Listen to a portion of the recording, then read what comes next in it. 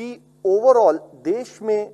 जहां केसेस में गति आई वहीं देश में एफर्ट करते हुए टेस्टिंग को बढ़ाया गया और एक स्थाई पर हम around 21.76 lakh cases on a daily basis testing कर रहे थे और अभी ऑलमोस्ट उसी अनुपात में, क्योंकि केसेस में कमी आई तो थोड़ी उसी के अनुपात में थोड़ी टेस्टिंग में भी कमी आई है, तो भी हम 18.48 लाख केसेस ओवरऑल देश में on a daily basis test कर रहे हैं। जहां एक स्थाई पर हम पिछले समय पर हमने देखा कि जब हमने अपनी टेस्टिंग की गति बढ़ाई तो भी हमारे केस में केस पॉजिटिविटी काफी हाई थी और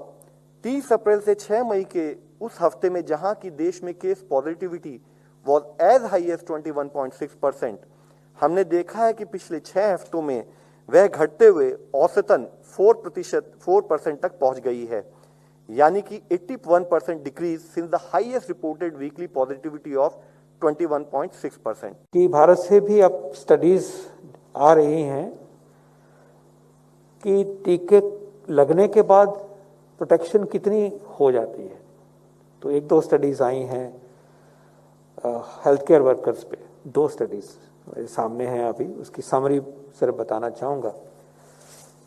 हेल्थ केयर वर्कर्स बहुत ही हाई रिस्क ग्रुप है क्योंकि वो वहाँ रहते हैं जहाँ कोरोना के मरीज होते हैं,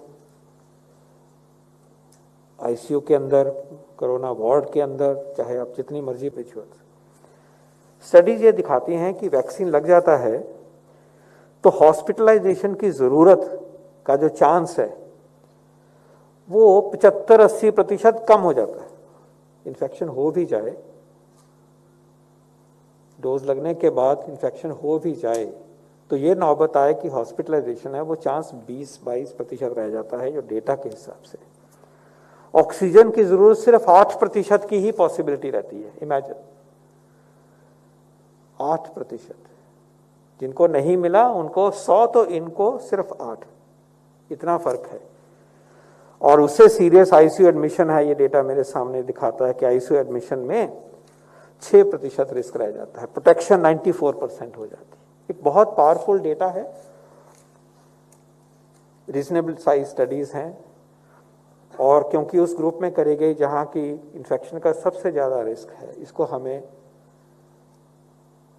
लॉजिक रैशनल करने के लिए हमें क्लियरली मैं कहूंगा कि आप इसको इस्तेमाल करिए।